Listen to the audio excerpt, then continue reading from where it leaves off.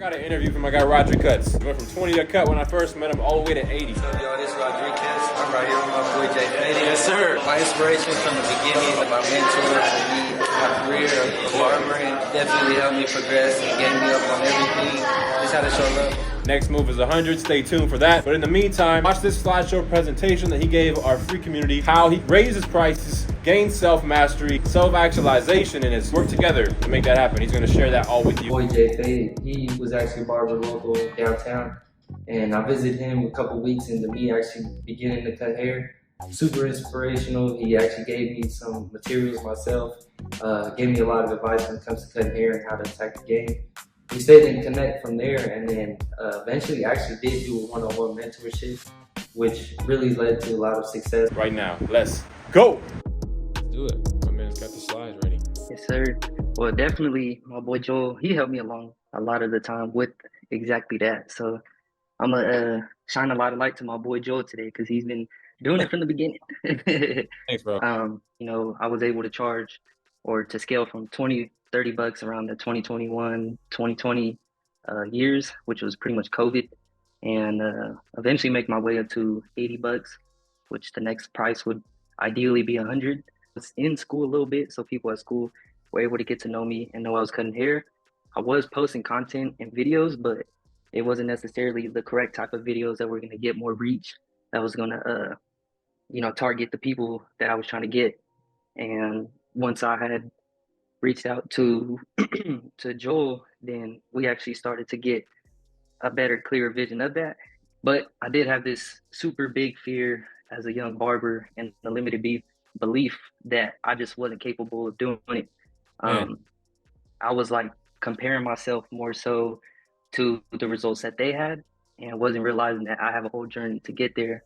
And it was just, instead of studying and using it as like, motivation, which it was kind of discouraging me because I really didn't have the belief that I was able even to get to those types of skill sets when it comes to cutting hair, and then even to just different levels of success, charging more, or being at a nice shop, being around people that are doing big things.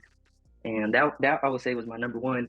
I even made a post about it on Instagram right here, and I wanted to rewatch the video and see exactly what you were talking about, but I didn't get to it. But I remember in this one, you and Julio really touched down on just overcoming fears and doubts.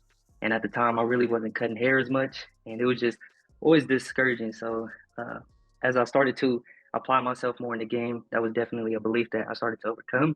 And then it is just slowly breaking off as I progressed in my career. There was also other things, feeling like my haircuts weren't up to par to post. I was low-key shy to record. So if I didn't introduce it to someone saying, am I able to record, then I wouldn't even make content. And then, the typical one of just being behind on schedule, I think a lot of us, kind of hold ourselves back from that as well. But when I did start a mentorship with Jay, we were really just focused on the social media and the personal development and really just everything around building the business. This is when we got super analytical and was really just breaking everything down. I remember like the 9-3-1 method with trying to get better at each skill when it comes to cutting hair. And then we were talking about finances, confidence, price raises, and everything at the time was like just coming into fruition as we were going. So I put a couple examples right here, reaching follower amounts by certain times and dates and really excelling past that. I remember we were at like 2,000. I was trying to get to 5. I said by the end of the year, and then he just crushed my goal and was like, yo, you got to shoot way bigger than that. And in 2 months is what we aimed. And I think I made it like a month and like a half or something. I passed that. And then also when we were reaching out to other brands to become affiliates, like I had those brands reaching out to me before. He was telling me to get used to receiving 100, because I would like second guess people if they try to give me a tip. I'll tell them like, are you sure? Or like, I just didn't have the confidence that I was able to receive that. And like those same weeks we were talking about it, I would get my first 100. And it was just crazy because everything was just in alignment at that time because I was putting in the work. So at the bottom, I put bringing it into fruition because of friction, which was just applying the force. We were creating the content. And then at one point, even like doubling down because this was the COVID time. So with me being fake weight in barber school and full-time cutting home or cutting hair at the house, I was really able to focus on strictly just producing content, working, and trying to scale as much as possible, especially because not much people were working at the time. And then I just had all the time to do so. I was still at the house in the garage with moms, and that's what I was really able to build that attraction during that time. So we were just able to continue to just rise from there. So around this time, like I said, I was at the 20 to 30. We did the first $15 increase, which really wasn't bad, but it shocked people. I definitely was like super booked. I had a lot of clients, was given a great service. I was doing a lot of the extras with the hot towel, the face massage, the aromatherapy, and then I was definitely just trying to get as crispy as I could with the enhancements. And then that's what was keeping me super booked. So when I went to 14, people were, kind of like, yo, that was a big jump, but they were still messing with it. And then eventually to 60. And then during this time, like I said, I was in barber school. It was around the COVID. So I just really had the game plan of marketing myself and trying to grow as much as I possibly could in the meantime. So when I get to my next step, which would be a studio, that I had the full clientele to be able to just withhold the expenses and to just get my name out there and make more money. So this Gee. was the next one. Cool little upgrade from the garage. It was definitely professional. There was people to park. It made it convenient for my clients.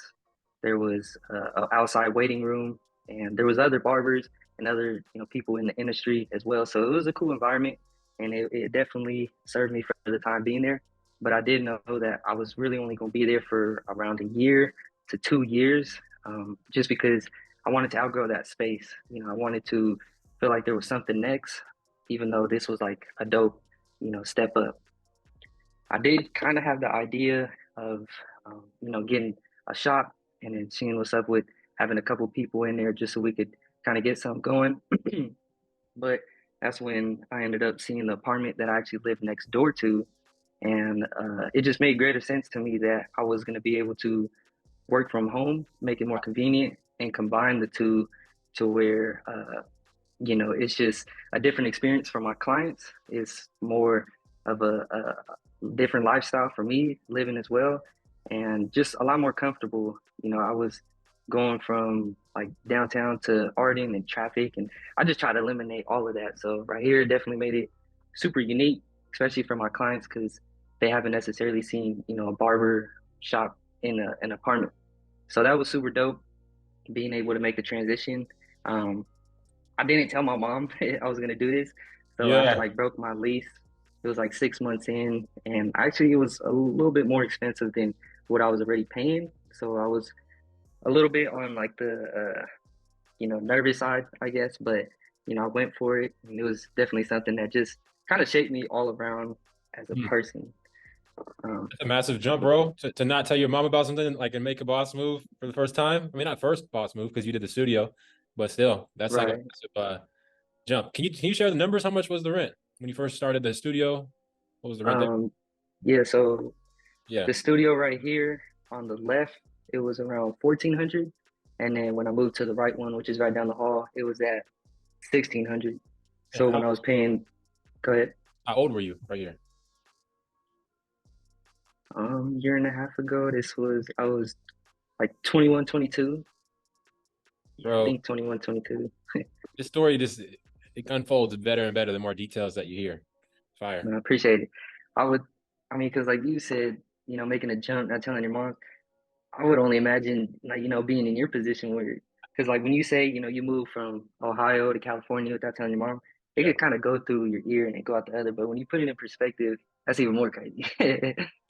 Yeah, I didn't tell her until I booked the flight. Like, hey, mom, by the way, I booked a flight. I'm Man, going one-way ticket. Yeah, that's what a yeah, man's. when you know what to do, I guess that's just, you Exactly. follow your heart. Come on. Um, so at this apartment studio, it was 3,000, and then utilities, and then I think there's like a trash fee and stuff like that. So maybe like an extra one or two. So I was coming out of pocket another 5 to 600, Yeah. but with all the space and everything, it made more sense to me. Dope. So coming from the apartment studio, same thing. I was trying to come with a game plan and see what was going to be on next. And I guess that's just the dope part of finding it out. I didn't have nothing too in particular. And then along the way, I was thinking about getting a house and seeing if, I could start cutting from the garage there maybe, and just, decking it out or something in the backyard. But a few things that kind of just distant myself away from that. So we're just still continue to figure it out. But along the whole way, I'll say it was definitely just the whole personal development that we have dived into, during the COVID era that really just led up to the point where I was able to, charge more and just to overall evolve with myself, and there's just so many little things that could go into, personal development. And sometimes it could get like overwhelming trying to add a lot. Mm. And then, you know, but like you will say, or Wes is like success is like subtractive.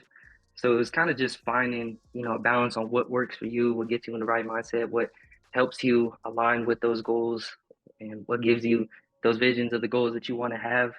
And I came across this quote from Bruce Lee, and it says, "Absorb what is useful, discard what is useless, and add what is specifically your own." So just along the times, like I've tried so many different types of routines, trying to get up a lot earlier, sometimes even later, going to the gym at different times, doing different things to get up, different books, like just a whole bunch of little things.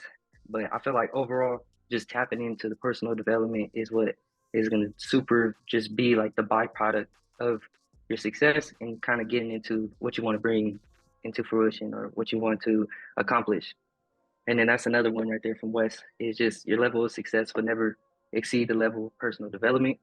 And then there's another one, I think it's by Marcus Aurelius, but he said, "No man is free who's not a master of himself." So I like those three that just kind of keep me in alignment with, trying to stay disciplined and have like the main thing.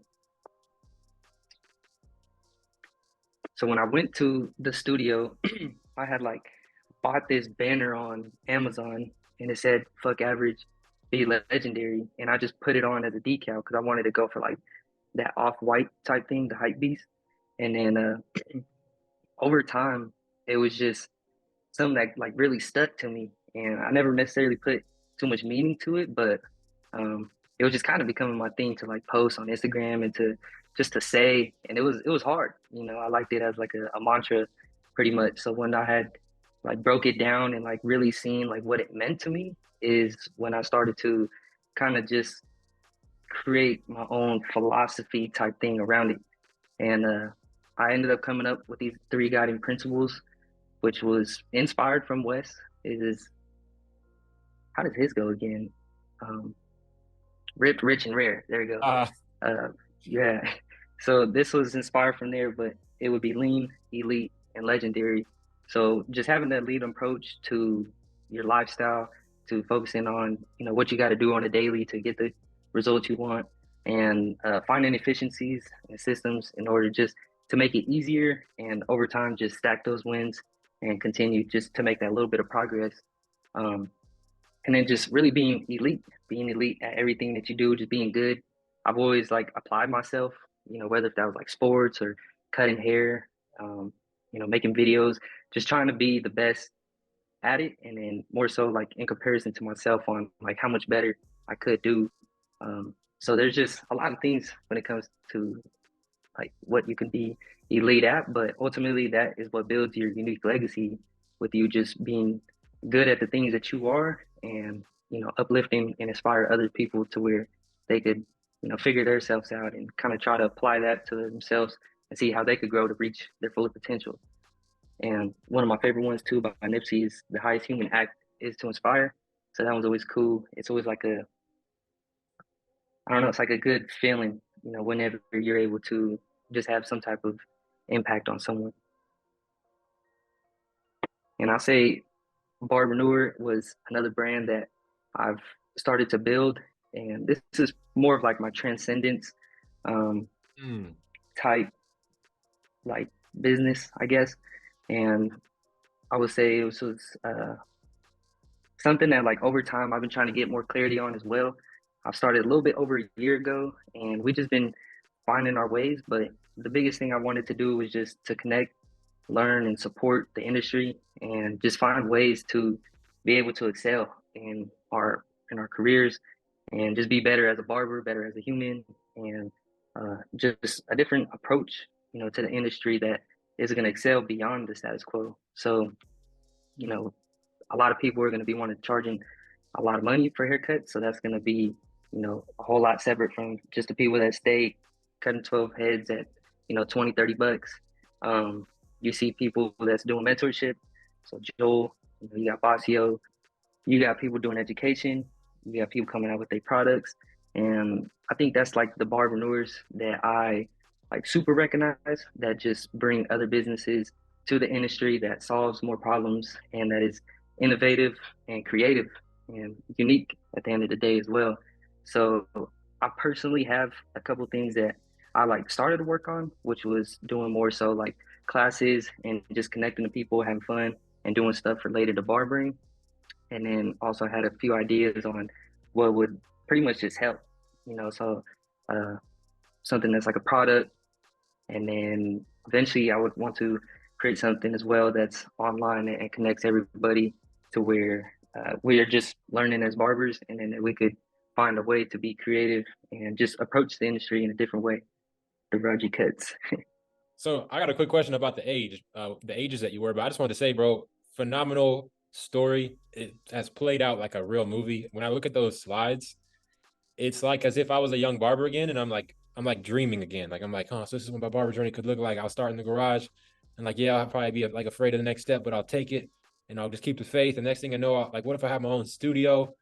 And like, you do it so well. Like, you've done everything right, bro. Like from like just branding your logo on the wall and like really like letting your nuts hang, for lack of a better word, but like just this is who I am. Like just showing the world like this is what I'm about. I don't really care if you don't like it or do like it. I'm just gonna be me. It comes across very authentic, bro, and it's admirable. It's exactly what you said with Nipsey Hussle. It's inspirational. If I was a young barber and I discovered your movie, I would be grateful. Man, now that's one thing that like just creating this, and thank you as well for allowing that, because it was like a dope time to really just reflect. And as I was creating it, it kind of just reminds me of certain things that I was doing at the time, different ways I was thinking, how I approached it, and then really like what I could start doing up again and how to, continue this timeline. So, You do the move. looking at it when I was young, I was like, man, I was a lot more vulnerable. I would post something like that right there, like, yo, I'm going through this. And Yeah. um, you could tell, especially I think with being young, like the age, the passion, like when that's really just the only thing I'm focusing on, it was definitely, you could tell the difference between the love. So I think just by creating that, it kind of almost reignited that spark, like, yo, how can I, continue something exactly like that? Be so in deep into your like raw passion and present in your journey and like sharing it without care. I know what you mean. I relate to that. I stopped doing that as well. Got all business minded, started like focusing on numbers and meeting metrics. Yeah, it's beautiful, bro. Man, yeah, no, definitely. I mean, yeah, so that's my question. With the first slides you showed, can you go back to them and take us through what age you were for anybody who's watching who happens to be a young barber and they can relate? That's the one thing I was curious about. Yeah, so right here, when I was in the garage, I started 18. When we first met, that's how I old think you I were? was, I think I was 17 turning 18. Wow. Yeah, I was 17 right now, and then I was about to be 18. Hmm. Becoming a barber fresh out of high school. A lot of young guys, that's the reality. Barbering is becoming cool. Okay. You Hmm. start cutting in the garage, you're up to 20 and 30. But when you first started though, you were only charging like what, $10? Yeah, I always was like increments of five, so like 5, 10, 15. Wow. Got it. Okay. And then you came to the shop, we met, you had that burst of inspiration. And you just continued on. You just continued going up. At this point, you're at 20, 30 in the garage. Then you went to 45. At that point, I think I had just moved to LA somewhere around this time. Hmm. And we kept in contact in like a couple, hmm, no, like 6 months into me being in LA. You came and got a haircut from me once in LA. I remember that. Yeah. Visited. Hmm. But then like 6 months in is when we did the mentorship. So at that point, you're already like 19. Yeah, yeah, because um, that was closer to like me getting my license for sure, Got you, bro. Okay, right like on. the COVID era. Yeah. Okay, so my question for barbers who are like on the fence about getting coaches, you never hesitated to get like a mentor or a coach or buy a course or like what words do you have for them? Why is it so crucial that they conquer that fear of like trading their money at a young age to get experience and knowledge? Man, yeah, for me it was just always having someone that like I gravitated towards, like admired, and that I was just able to like pick off of, and I think it definitely pushes you out your comfort zone. Like we'll just Mhm. rationalize and just kind of create our own boundaries. And even though sometimes like the pressure just is like, I think someone is always going to be able to push you a whole lot more than you will for yourself. And like, since you don't believe it, you kind of want to like not take it in.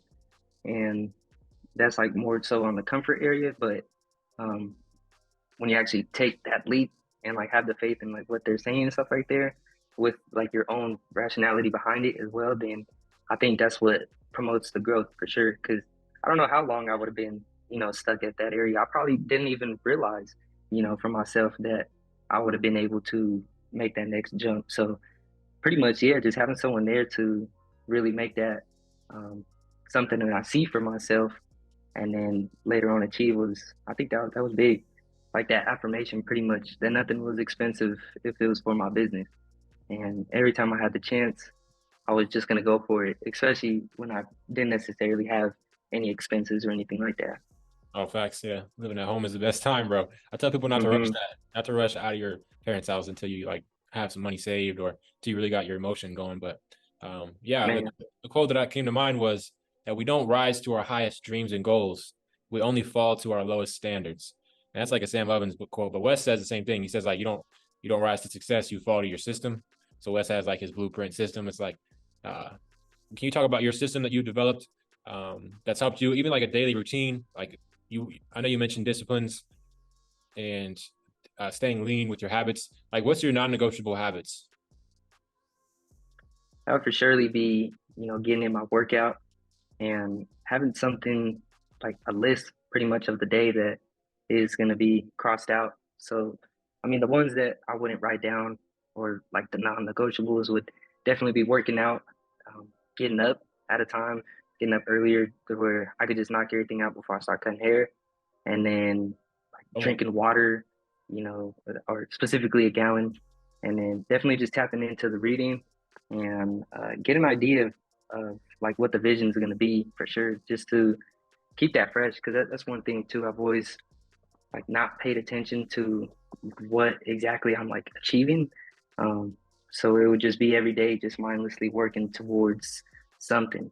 hmm, So at least now I've been definitely trying to keep that as a reminder yeah. and find ways to just remind myself of what I'm going for. That's a great, bro. Like right there, having direction and the simple habits. It's like the simple things, success is in the details, and usually it's the simplest details that will consistently done over time will add up to a massive goal. It's like the person who wants to take $1 million in one paycheck versus the person who says, "Give me a penny and double it every day for a year."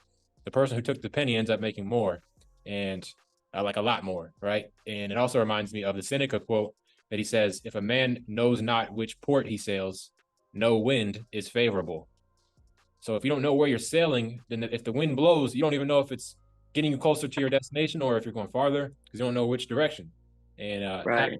having your direction and principles, it shows in your daily habits. It shows in how you've gotten ripped over the years and how you've became more intelligent, like reading, your spirituality, your barber journey. The numbers don't lie. So the barber journey is like one of the clearest signs that you've been progressing through your daily habits toward a vision, mission, and principles. I'd love to see that. And also, of course, yeah, for Watt said compound effect. That's the book. And also, um, yeah, like with your physique, bro, like that doesn't lie as well. Like over time, the biggest bad habits people have is like controlling what they put in their mouth every day. Those urges to eat pizza and ice cream, we all get them, but you're able Man. to like systemize that, bro. It just across the board, you're you're on that level of like exactly what you preach. You're practicing it, and yeah, bro, I just appreciate that you shared everything and that you're living it more than just talking it. like when an opportunity to talk comes, you'll take it, but you're really just focused on living it, bro. So appreciate your time today. Of course, everybody that's going to see this is going to get a lot of value from it. Applicable steps to inspiration, bro. Do you have any words for anybody who's looking to join the community and just needs like that last word of encouragement that it's going to benefit them? No, definitely. I appreciate everything that you have said as well, all the compliments. I probably going to, the end of the slide right here, Yeah. where it just says finding your North Star, creating a movie script, matching your actions, and then, getting along a tribe of people that are doing it as well. So kind of just following, that outline, and you'll know, if you're in alignment of those exact things or not, because you would feel a certain way about it. You would either have trust that you're getting there or disbelief that you're so far away. And whenever you tune in and just kind of tap into exactly it is that you need to do, and that, you're going to just eventually end up getting there. It's kind of, you'll feel more free. And I feel like, over the time, I've just been trying to add a lot more like structure, just kind of get organized and make those steps to, doing that. So, it's just a whole journey getting there, No, yeah, you did it, bro. You did it in a short amount of time. How old are you now? I'm about to be 23. About to be 23. Come on, bro. And he didn't even talk numbers, yearly numbers behind the chair, but it's well above 6 figures a year in a craft that really is life-changing if done correctly, like people at 23 don't do this well across the board. So yeah, bro, it's a great call. Thank you for your time, of course. And we got another one coming soon that everybody hopefully will be a massive crowd audience to watch it live as well as recorded. But yeah, any last words, bro? Thank you again. And we're going to wrap it up.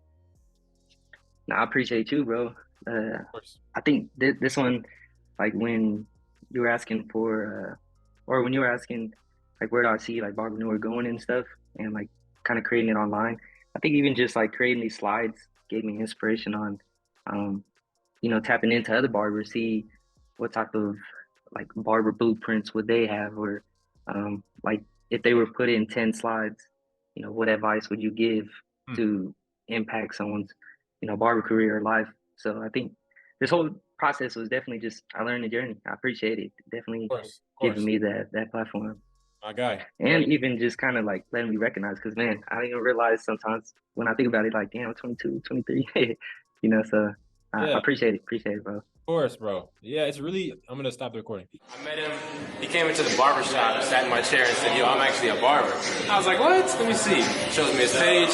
And the progress that he's had in 10 months is out of this world. This kid is a student, and he's been a light to all the young barbers that are looking to improve. He took it from a very low point, not having no skills, not having no understanding. And if you look at him now, it's nothing but progress. He's upped his prices, he's upped his clientele, he's upping his quality, and I see him going through the roof.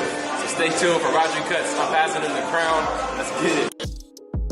If you're a barber and you want to scale to those 15 or 20K month, then listen up. If you're tired of relying on walk-ins and 10-hour days in the shop, send me the word 20K and I'm going to send you a free training on how to scale your barber business.